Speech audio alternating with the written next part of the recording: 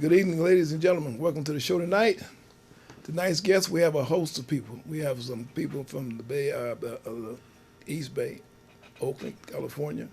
My brother Sudra has come home from a time away from his community. He's come home. He's putting work in, and we're going to bring them on. We allow them to introduce themselves, and we're going to find out what they're doing and why they're doing what they're doing. Welcome to the show. You're right on. Yes, Thank welcome to the show. Thank Brother Sudra, you. Suja, yes, sir. okay. Sister Tavi. Tavi, Eduardo. brother Eduardo. Eduardo. Eduardo. Yeah. Welcome to the show. Thank you. Glad to have you in the studio today.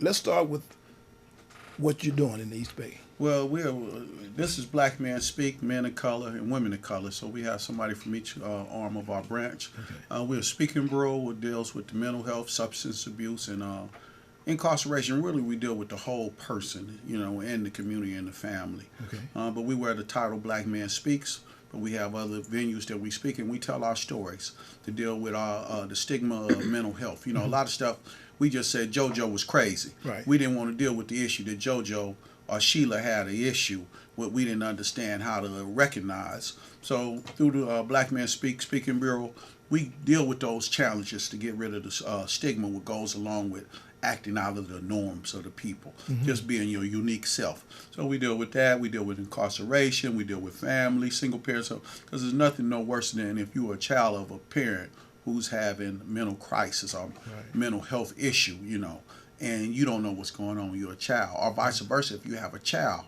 with a mental health issue and you're a parent, how do you deal with your baby going through these things? Right. So we want to end that stigma what goes along with that it's okay, and we can deal with it and we'll make it as a community. One thing you mentioned earlier about me returning home, I was gone for 34 years.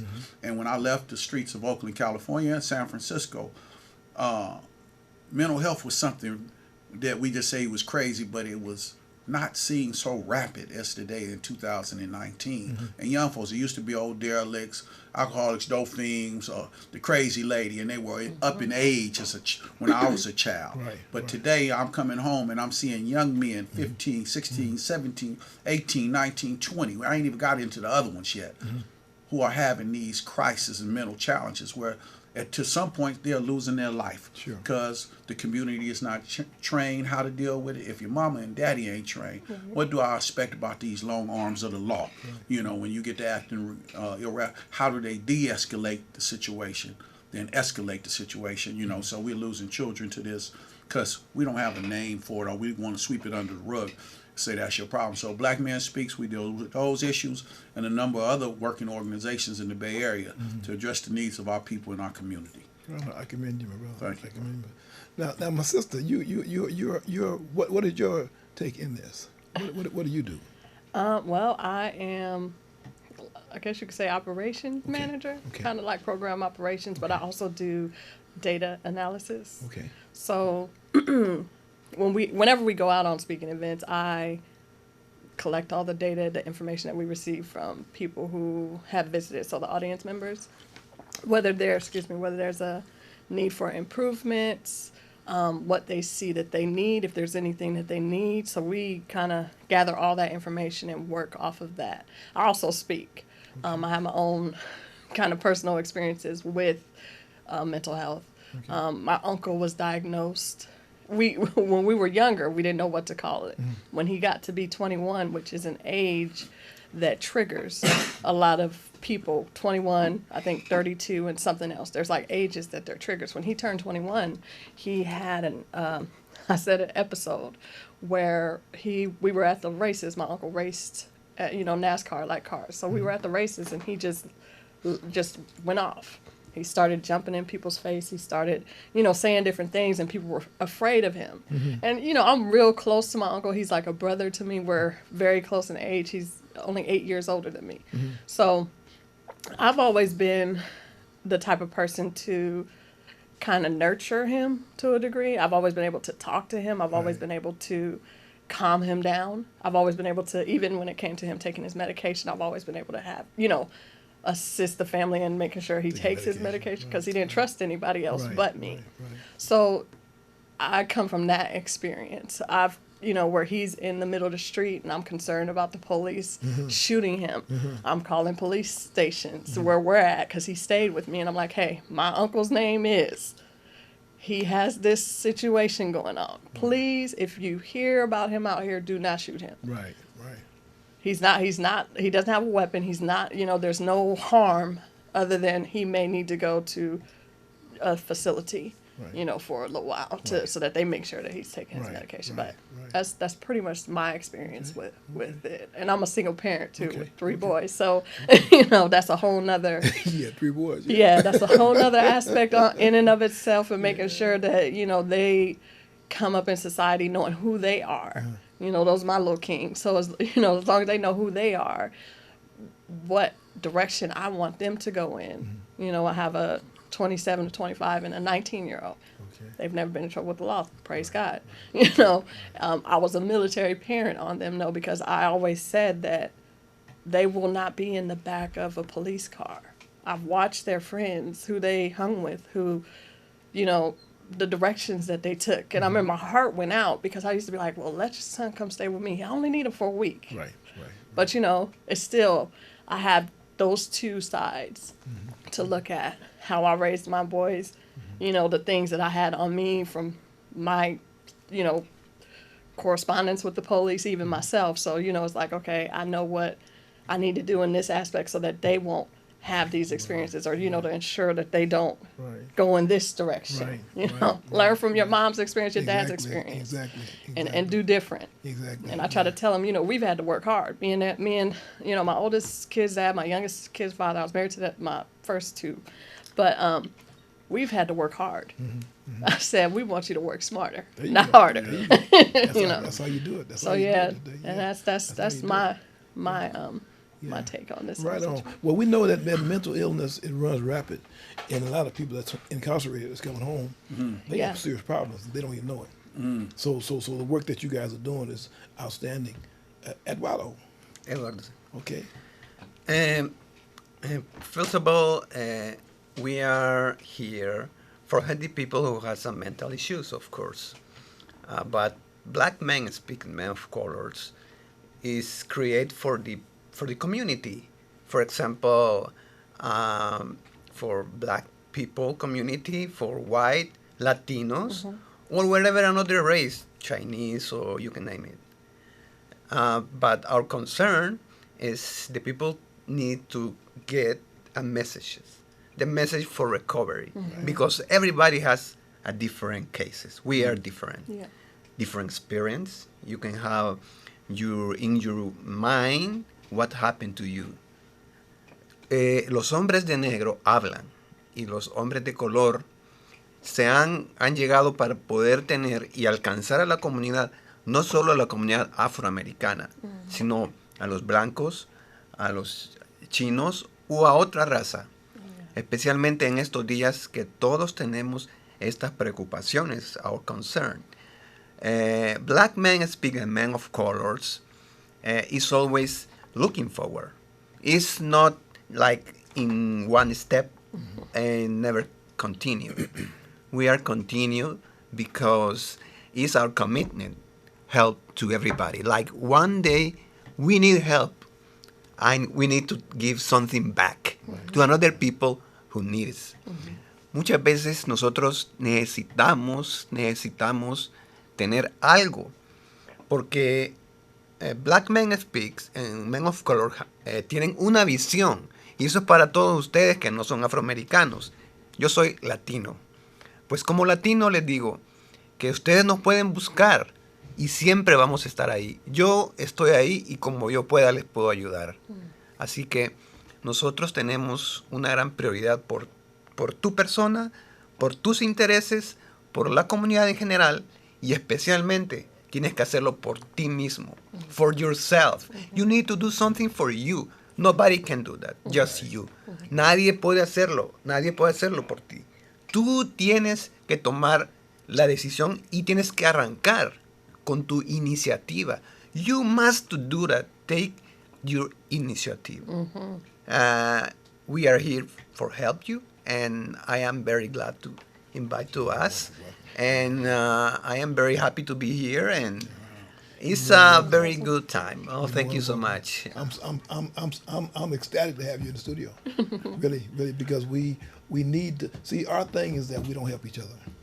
We have it bad and just not helping people, you know. And we have to rectify it. We have to change that, right? And this studio that I have here, I'm going on for 4 years, almost 4 years. This studio is strictly to help the formerly incarcerated that's coming home from incarceration, because we got a stereotype. I served time, a long time in prison, and when we come home, we're throwing away like we did something and you no earthly good or whatever. Everybody that come home from incarceration that I know of, lifers, doing something positive. Everyone is doing something positive. Not one of them has gone back, because we have a mark that we're here to stay. We ain't going nowhere. We're back in our communities. We putting in work.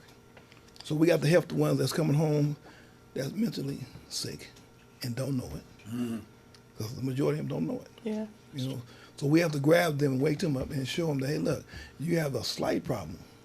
We want to address it, Want to deal with it. right? And that's what you guys are doing. Yes. You're helping them to see the problem they have, and the problem is being addressed. And I commend you for it. Right, I really do. I commend you for it. The work you're doing is outstanding. You've been on a short period of time, my brother. Yeah, I've And- been and home you- almost Yeah. a little bit over 180 days. Yeah, I got you- out Valentine's Day, February the 14th, Yeah. and like you say, boots on the ground. Boots on the man. ground. And Boots on the ground. I come home, and this program that now I'm helping co-direct, I was a member. The brother Joe Anderson, who just passed recently, and the carrier of this baby, used to write me in prison. You know, I've been doing this work all the time before I had a name for it. Sure. You know, under many different banners. But when I got the name in prison, Black Man Speaks, and it was just, I was ready. Man, hey, I'm gonna open this chapter in prison.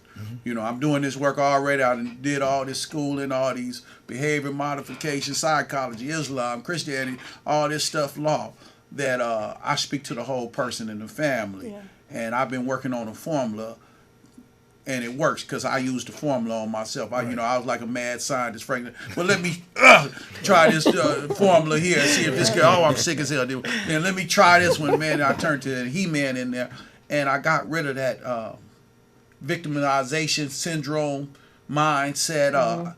I can't do mindset. It was his fault. You know, right, it's her fault. You ain't doing for me. So I got rid of all them isms and grabbed the bull by the horn right and looked at me in the face and said, "You gonna get it right." You know, and I didn't do it by myself. I had much help and love and coaching and mentoring. You know, going to prison, being incarcerated at such a young age, 23. Like I say, I come from a family of women. I had never really been around men or males besides my cousins, uncles in the neighborhood. And when I got to prison, it had every aspect of a man you could find on the planet Earth. Sure. And so I found them, and they found me. And some of them were still boys masquerading as men, but the other one were men. You know, I went to prison, was 86, and I was catching the last string of Vietnam veterans in there. What they say they meant and what they meant they said. You know, so Right. I needed a uncle, I needed a father, I needed a grandfather, I needed a friend, I needed a big brother, and I got all them, you know, and with no hidden intentions. You know, coming into a system, I'm the first one in my family to ever be incarcerated. So you hear all the scary stories, don't drop the soap, don't accept anything and all that. But after I got past those cliches, I saw good, loving men who wanted to give back, and the only place they could give back was right there where they were at, you know. And so that was my experience to see these men, and they demanded change, and it wasn't for them. I can remember I got one of my first books, Title 15, just how to write your name on the paper if you had a problem. And I went to an older brother, which we call OGs, and he say, "Yeah, I help you, but you gonna do it yourself." You know, he didn't give me no easy way out. He showed me and do this because I don't know how. Made me learn how to read. And when I went to prison, streets had ate up my good sense so much I couldn't spell the word the. I had to ask my cellie, "How you spell the?" And he said, "You serious?"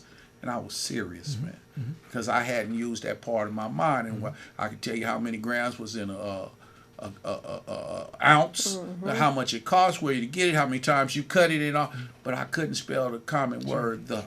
You know, so coming back to my sense, because these men were here and they saw something in me that I didn't see in myself, And I wanted to be on the yard where all the action was.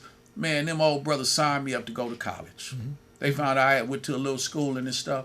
Next day, I got a ducat to go to school. And I didn't want to go to school. I wanted to lift weights and drink coffee and get big, you know. They say, no, you're a little smarter than you going to school. And every once in a while, I would cut school. And if they caught me on the yard, they'd be playing pinochle. One of the hardest things to start a ride in prison, they won't stop is pinochle game. And I used to be an old folsom on death row. They all the pinochle players in the world. You go back 1922. They out there. And they would see me cutting school and stop the pinochle game and ask me what I was doing on the yard. And say, hold on, put their books down and get up and walk me to school. And I was, I say grown, but young grown. And I didn't argue, because when I say they say what they meant what they said. And it wasn't out of anger, but it was out of love that I'm in a place they kill it and they say people don't care about you. They cared about me and walked me to school. And I went on back to school, fussing and cussing. But then something happened on the yard. Guess where I was? At school. I was at school. And I thank him. I learned how to read. I learned how to think. I learned how to change myself. So in my process of me getting back my liberties, it started way back there. You know, so yeah, that's what I saw going in. So that was my blessing. Well, you know, I found out the hard way because I didn't appreciate things in life myself coming up. You know, I went from the cesspool that I lived in before prison. Then they took me and sent me to hell. Yeah. After the cesspool, you know. And I can say, you know, God don't make mistakes and nothing that's done. Everything's done for a reason. You know, so we was taken from that and sent somewhere where we had to be still and wake up. Yes. You know. And coming home from incarceration, we come home with a whole different gift. Yeah. You know, it was a good reason. Yeah. You know, for us to go get what we needed, all the education, because we went to the best schools in the world. Yeah. You know, Department of Correctional Rehabilitation. Yeah. Well, rehabilitation came later on. Yeah, rehabilitation was a short way word. way later on. but we got the best education. Yes. You know, because we got something today that we use, and it's changing lives. Yes. All around is changing lives. So we commend you to continue doing your work. Continue doing your, don't stop doing your work because it's needed in our communities. Yes. You know, people of color, we're dying at a rapid rate. Yes. You know, we on the endangered species list. Yeah. They're killing us off at large numbers. And we got to teach our young ones not to kill us off. Yeah. Because we doing it to ourselves. Yeah. You know, so we got to stop. And a lot of us come home conscious, and they say, "Well, I'm home. I'm cool. I don't need to do no more." Right. No, your work just began. It just begun. You know, I mean, from the cradle to the grave. They mean that literally. We have to do it from the cradle to the grave. Yes. We have to educate our young ones coming up because they are our future. Yes. You know, our young women, our young men, they are our future. You know, we got to do something with it. What the work you guys are doing is great because they don't understand that you have a mental illness, and if you don't stop and look at it, it's gonna get worse That's what I say. and worse, and then you'll die in vain. Yeah. Yeah. You Be see, a so big we monster. have to, you die in vain. So we got to stop and slow them down and show it to them because once we show it to them, they're gonna say, "Oh, okay." Yeah, you Yeah. know, I got a PhD in this, you know, and people say, you got a PhD, how you get a PhD? I say, well, I got a PhD in problems handled daily, you know, and I went to the Daily. University of Hard Knocks where I earned mine. That's right. You know, because before, like I say, I just thought JoJo was just hella wild. Yeah, you know, I didn't know he had a problem thinking. You know, he didn't even know how to deal with it. I just thought because he just fired on dude because he was bad and the dude said something that he was wrong about. You know, or he was beating his woman up or assaulting himself or his children or whatever. And I didn't understand. I had a friend I grew up with as a kid, and we would go party and everything, and then something. He just go off and get angry real bad. So I went to jail, prison when we were young. So as I was doing this number over the years, 10, 20 years in, I started hearing that my friend Fish was walking down the street cussing, threatening people, running out in cars and stuff. And finally, I took some classes, and I learned what schizophrenic was, paranoia. And people just called my friend Fish crazy. And I called and talked to his mother. He'd be thinking his mama, you know, our mother's is it, but that's her baby. And he'd be saying, my mama trying to kill me. But what she was trying to do, because he thought people was trying, he wouldn't take his medicine. So he started getting worse and worse. So I'm like, damn, this is what's wrong with him. I always seen this behavior, but I didn't know the name for it. Right. You know, then to call back and say, hey, man, how Fish is doing?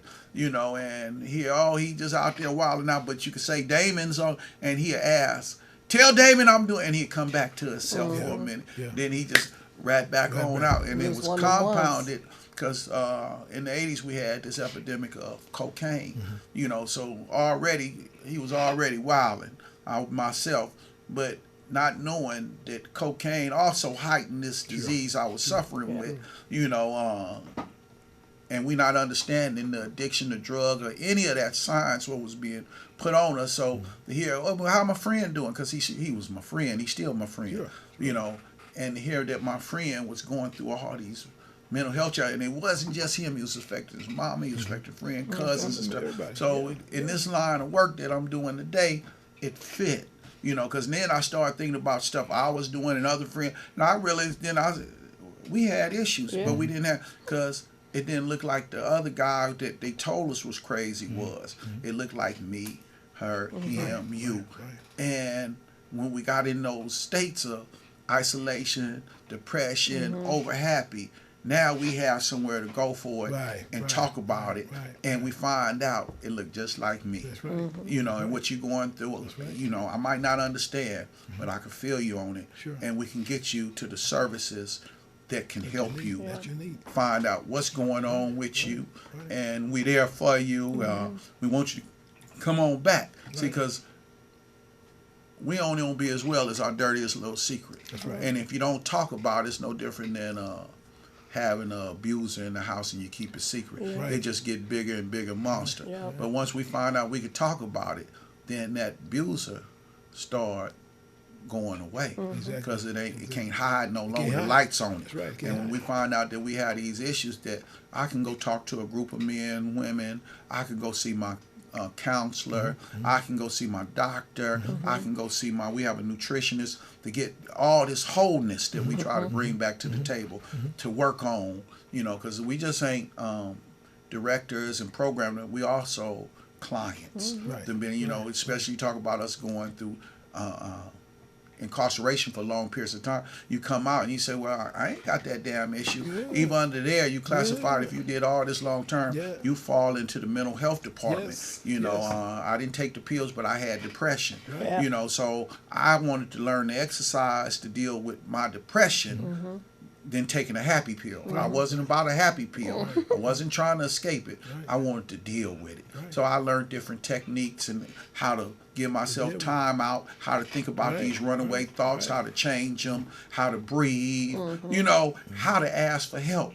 You know, and that was one of the things helped me be found suitable for parole, you know, because I wasn't just trying to be independent. I do it on my own. And, you know, so I had to learn out and say, hey, I need help. You know, so that's what I learned from this, and tell people, yes, I even had mental health, and I'm not ashamed of it. I'd be ashamed if I couldn't talk about it or get no help from it.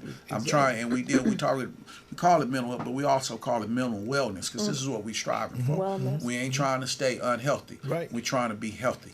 You know, and a lot of stuff we find out once we grab hold of these things for our health, then we can get our wellness. You know, so we work on that as the whole person. You know, we don't care if what we did in prison. Read a book. Take a time out and pray a little bit. Be just quiet, be still, eat right, quit eating that junk, you know, fast, you know, and you'll find out these things contain that fire which you got burning in you, and make it simmer, where you can take control of your thoughts and refocus yourself to develop yourself to your highest human potential. So we work on that daily with Black Men Thinks. We have a number of branches that we are building now to go to the next level, you know, and I'm very happy. Like I said, I just come home, man, and say, be careful what you pray for, because I've been praying for this, and man, they pulled it on me. I said all the time, you got to be careful what you ask for. You might get it. You might get it. I'm telling you, we have it. I'm one that have it. I mean, my plate is running over. But I'm excited. Man, ain't no problem. They say, how you do all that? So, man, much is given, much is required. He give you what you can have, and a little bit more. Deal with it. You know, so life today is great. On this side of the fence, this side of the wall. In a big yard. That's we're in a big yard. You know, we can maneuver as we want to. You know, so life today is great, and we keep telling people. I talked to people yesterday on the telephone, and y'all go in there and tell them what they want to hear. Come on. Come on. We got room for you. We got work for you. Yes, When you sir. get home, I got a job for you. Yes, I got sir. something for you to do. Yes, sir. I got these houses up in Fairfield, running smooth. Running smooth. You know, running smooth. Got them coming home from CTCR now. Yeah. So yeah. The same people that helped me, they sending me folks. Yeah. We went to school, man. Yeah. And that's business. It's like Yeah. when we used to get bean pies and stuff in there. Yeah, You yeah, say, man, I can come back and sell pie, I can sell oil. That's right. Because we know what the institution need as a community. Now coming home, we done watch this from that little one-eyed That's Muslim right. family and friends talking to them. That we say we got a healing for you. Right. Yeah. We got a formula that it won't fix up, but if it won't fix you with this script, I got another script for Another you. one for you. And if that one won't, I got another script because we got the right department. We got a That's right. intensive care unit. That's Come right. on in here and get some of this help we got for you. We've been given the formula. Yes, sir. Yeah. We've been given the formula, and we've been working it. We're working it. Yeah, My that's sister, Yes. yeah, can you give me some more information about yourself? I sure can. Yes. It's funny because, as Suja was saying, a lot of times people don't know that they suffer from mental, health issues. You could be depressed. We had done an interview before, and I talked about my story. I've never been diagnosed. I've never had to take medication. I've never had to do any of those things, but I do recognize that I have had issues.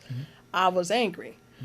You know what I mean? Anger is just another form. That's another expression of an emotion that you don't know how to deal with a Right, situation. right. So I was angry at everybody and everything and anything that came in my way, and I wanted to fight everybody because of what I had gone through, as a child, and not knowing how to deal with it or not feeling protected. So for me, anger was a protection. That was a protective mechanism that I used. Right. And not knowing, I kind of attribute my spiritual growth. I had a spiritual father who was awesome. And he took out a lot of time with me to get me to even recognize certain things. Because when you don't recognize what you're going through, if you don't know how to fix it. Right. Exactly. So not knowing, it was never fixed. I had took some steps into humbling myself because I knew that I couldn't live with anger for the rest of my life. So I knew I had to humble myself. So I was humbled, but it was still there. That resentment was still there. Yeah. Somebody can trigger it at any time. Yes. You say something wrong, I'm gonna be Yes. like, what? Right, And you don't care about the consequences. So, recognizing. And I took some courses recently, even being able to recognize when people are going through certain things, because they're not going to always tell you. I'm a quiet person. If I'm going through it, I don't tell people. Right. You pick up on it because you notice something is Something's different, different. if you're paying attention. Right. Because I know how to be like, hey, how you doing? Still, But if you're paying attention, you can pick up on it. So I don't know. I kind of pay close attention to people. I'm the type of person who pays close attention to people, Right. because I notice when things are changing, things are happening, and I want to make sure that they know that they are included, or somebody loves you. I hug anybody. I give out free hugs. Right. Right. Free words of encouragement. I give that out all the time because everybody needs a word of encouragement. Yes. Everybody Yes. needs Yes. love. Everybody needs to feel that, Yes. regardless of the circumstances, regardless of the situation. I'll say I got a superpower that I can kind of read into people sometimes, and I can, God gives me what He gives me, and I'm able to talk to them. You know what I mean, on a different level. Right. So, Yeah. and that just established a connection that they're like, okay, well, how did you know that? Where that comes from? Where that come from? Well, it's just, hey, I'm trying to give you some love. This is all in love. That's right. That's right. So I'm just, with my past experience, for me, it's about loving. It's about giving people an opportunity to speak. And it's about connecting with the person. As a woman, and that even of itself, we raise kids. So we have to be right in order to raise our children. That'd be right. Honestly, I can't do nothing for my kids until I'm good. That's right. True. I have 3 boys. Thank God they've gone to college. Their heads are straight. But and that was just me taking what I got from my past and actually saying I'm gonna do something different Right. with my children. But not everybody is like that. That's right. That's right. Some people suffer consequences and it just keeps going. So for me, I know I have a calling for women all day long. There you go. I'm always in their face. I'm always talking to them. I'm always trying to give them, information. I'm always trying to give them resources to do better There you go. for the kids. Because the kids, That's right. that's who we got to look for. When I get to be 80, guess who's gonna be running the country? Kids are grown up. The kids are gonna be running the country. Yes, We man. can- And I definitely I have a thing for children too. I mean, I actually teach children on Sundays, so you know it's a thing with the children too because I know that they are the future. I know that they hold their part in a grander scheme of Sure do. things. Sure do.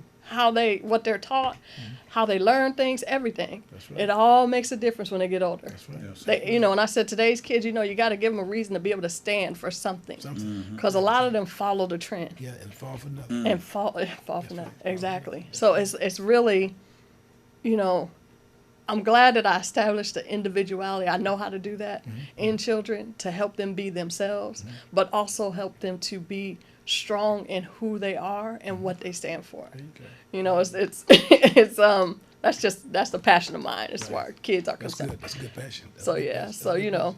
kids and women. I mean, because like I said, we raise them. That's right. We take care of the And men. bury us. I'm saying Yes, we yes. raise you. We take care of the men. right. I'm old school, so I believe in take care of my husband. If I take care of my husband gonna take care of me. Exactly. So I mean, That's a fact. if we not right, then nothing's gonna be right. The household's not gonna be right. not The, gonna work. the children are not gonna be right. It's not gonna gonna be a repetitive cycle of dysfunction. So you have to give them something better, That's right. because people are looking for options, even if they don't say they are. Even if they don't say it. They want them. They don't say it. That's been the case for me. This young man, in closing, let me have a few closing words from you, my brother. Bueno, quiero decirles a todos los hispanos, a todos los latinos que están escuchando, que el BMS, por sus siglas en inglés, estamos teniendo una experiencia con todos. Cuando yo vine when I came here to BMS, Black Men Speak, I came here because Joe Anderson told me we need somebody like you. We need have a communication with Spanish speakings because we are going to open. Nosotros estamos abriéndolo y por eso necesitamos tener personas bilingües. En mi caso, nos acercamos a usted como una persona que necesita ayuda, que necesitamos ayuda. Por eso estamos ahorita con Men of Colors, con los hombres de color. Gracias porque nos das la oportunidad de escuchar y tómate el tiempo para poder hacerlo. Thank you so much for listening. We all the time want to tell you the Men of Colors is open, not just for African American. That was before. Black Men Speak and Men of Colors right now had a commitment, and this is help to you. They are create Men of Colors for speak with people who has mental issues like you, like I, and everybody else who needs help.